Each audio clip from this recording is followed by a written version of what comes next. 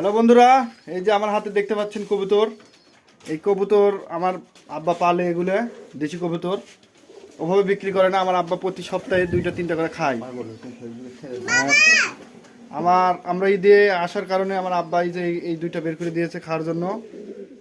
আর আমার ছোট ভাই হেল্প করে আর কি আমার আব্বাকে। এই যে আমার মেয়ে আছে এখানে। শিবামণি, কি করবো আমরা এগুলা?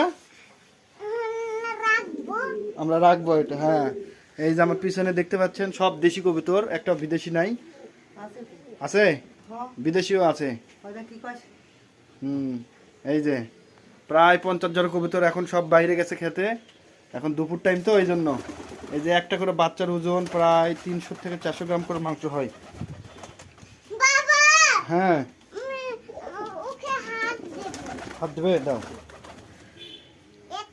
ভয় পাও না তুমি?